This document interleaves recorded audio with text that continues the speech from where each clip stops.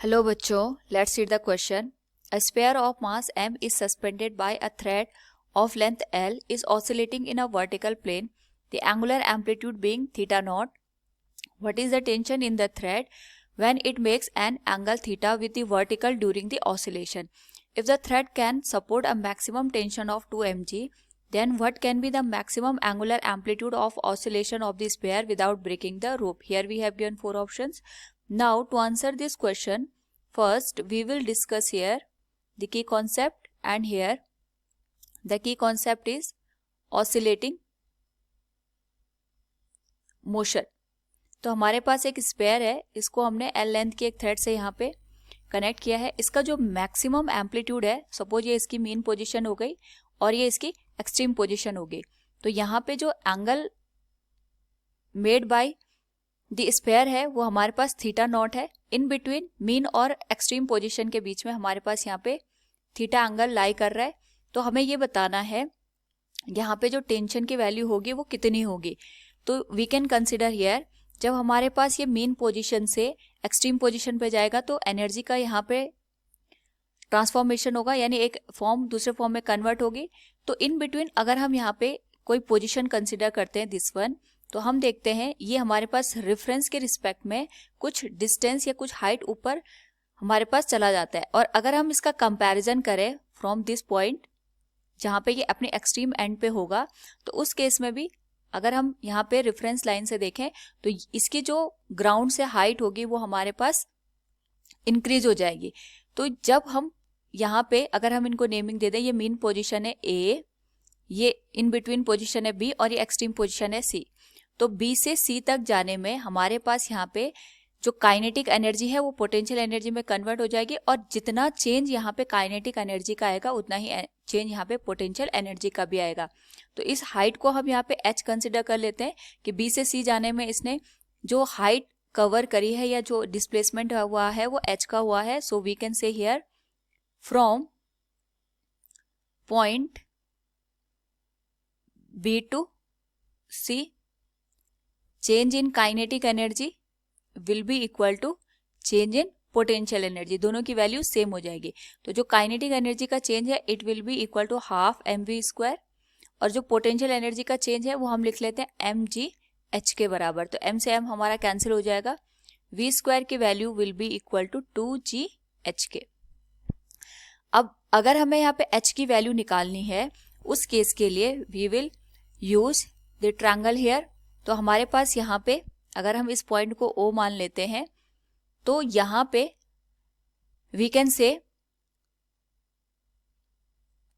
जो h की value होगी, पहले हम ट्रायंगल O, इस पॉइंट को मैं मान रही हूँ यहाँ पे D, O DB कंसिडर करेंगे. उसके बाद हमारे पास जो ट्रायंगल आएगा इट विल बी OEC. तो यहाँ पे अगर हम पूरी जो लेंथ दे रखी है दैट इज O से लेके A तक, ये हमारे पास L के बराबर है, इसको कंसिडर करते हैं. उस पर्टिकुलर केस में वी कैन से हियर जो लेंथ आएगी स्ट्रिंग की ये L के बराबर हो जाएगी. तो पहले we will consider the triangle ODB. तो इसमें हमारे पास जो कॉस थीटा होगा ये हो जाएगा जो इसकी लेंथ है यहाँ से यहाँ, दैट इज बेस O से D डिवाइडेड बाय हाइपोटेन्यूस, ये L के बराबर आ जाएगी. तो OD की जो हमारे पास वैल्यू है it is L cos theta.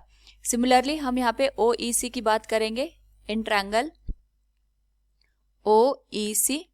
तो हमारे पास यहाँ पे जो cos थीटा है it will be cos theta naught, इसके लिए जो बेस होगा इट विल बी OE और हाइपोटेन्यूस L आ जाएगी. तो यहाँ से OE की जो वैल्यू है it will be equal to L cos theta naught. Now यहाँ पे जो h है, अगर हम इस हाइट को देखें it is the difference of OD and OE. इनके बीच का जो डिफरेंस है वही हमारे पास h के बराबर है. We can say from here O से लेके D की जो डिस्टेंस है, अगर हम इसमें से OE को माइनस कर दें तो हमें हाइट मिल जाएगी. So we can write it will be equal to h equals L cos theta minus L cos theta naught. So we can say v square will be equal to 2 into g into h की जो value है it is L cos theta minus L cos theta naught.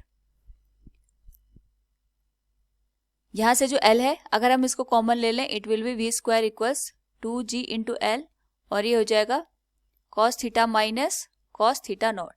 इसको हम equation first का नाम दे सकते हैं। Now यहाँ पे अगर हम बात करें एट पॉइंट B, तो इस पे डाउनवर्ड डायरेक्शन में mg फोर्स काम करेगा, और इसके दो कंपोनेंट हम यहाँ पे बना सकते हैं। क्योंकि ये एंगल थीटा बन रहा है तो ये वाला एंगल भी थीटा बनेगा, तो ये कंपोनेंट बन जाएगा हमारे पास mg cos थीटा, और साथ में जो टेंशन फोर्स है ये इस डायरेक्शन में एक्ट करेगा। So we can say here in this particular case जो टेंशन फोर्स लग रही है स्ट्रिंग पे दैट इज T, और mg cos थीटा, इन दोनों का जो डिफरेंस है it will provide the centripetal force. क्योंकि ये वर्टिकल ऑसिलेशन कर रहा है, so centripetal force will be equal to the FC equals T minus mg cos theta, और सेंट्रीपिटल फोर्स की वैल्यू इस केस में हो जाएगी mv स्क्वायर बाई L, क्योंकि वर्टिकल सर्कुलर मोशन कर रहा है तो लेंथ के बराबर ही रेडियस हो जाएगी, equals T minus mg cos theta. हमें यहाँ पे T की वैल्यू निकालनी है तो T will be equal to m by L। v square की वैल्यू अभी हमने फाइंड आउट करी थी, that was 2 into g into L cos theta minus cos theta naught. यहाँ पे हमारे पास जो माइनस mg cos थीटा है इसको हम लेफ्ट हैंड साइड शिफ्ट करेंगे तो ये हो जाएगा mg cos थीटा के बराबर। So the value of T will be, L से L हमारा कैंसिल हो जाएगा, it will be 2 mg cos theta minus 2 mg cos theta naught plus mg cos theta. तो जो टेंशन की वैल्यू है it will be equal to 3 mg cos theta minus 2 mg cos theta naught. इतनी हमारे पास tension की value आ जाएगी in between the extreme position and mean position. Now यहाँ पे हमारे पास एक कंडीशन दे रखी है, हमें एंगल की वैल्यू फाइंड आउट करनी है जब हमारे पास मैक्सिमम टेंशन की वैल्यू 2 mg के बराबर हो जाएगी।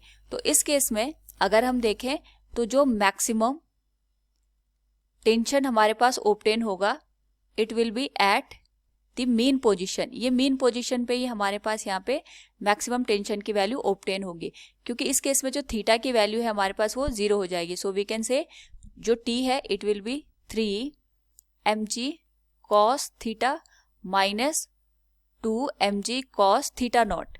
थीटा नॉट तो हमारे पास वो एंगल है जहाँ पे हमारे पास एम्पलीट्यूड ऑब्टेन हो रहा है। तो जो हमारे पास ये मीन पोजीशन पे होगा एट दिस पॉइंट A, इसी केस में हमारे पास जो मैक्सिमम टेंशन है वो ऑब्टेन होगा।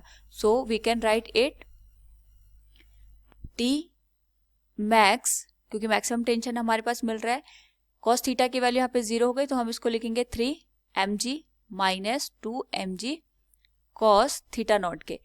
मैक्सिमम टेंशन की value according to the question हमें दे रखा है 2 mg के बराबर हो जाएगा, ये हो जाएगा 3 mg minus 2 mg cos theta not. तो mg से सारे mg कैंसिल हो जाएंगे, तो यहाँ से जो cos थीटा नॉट है अगर हम इसको सॉल्व करें it will be equal to 1, और cos थीटा नॉट को हम लिख सकते हैं यहाँ पे 1/2।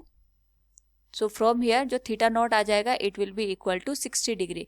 यानी जब थीटा नॉट की वैल्यू 60 डिग्री हो जाएगी उस पर्टिकुलर केस में वी कैन से हियर यहाँ पे जो मैक्सिमम टेंशन है वो हमारे पास 2 mg के बराबर हो जाएगी। So from the given question we can say here what can be the maximum angular amplitude of oscillation of the sphere without breaking the rope? It will be theta naught की value 60 degree हो जाएगी and 3 mg cos theta minus 2 mg cos theta naught. Option A will be the correct answer.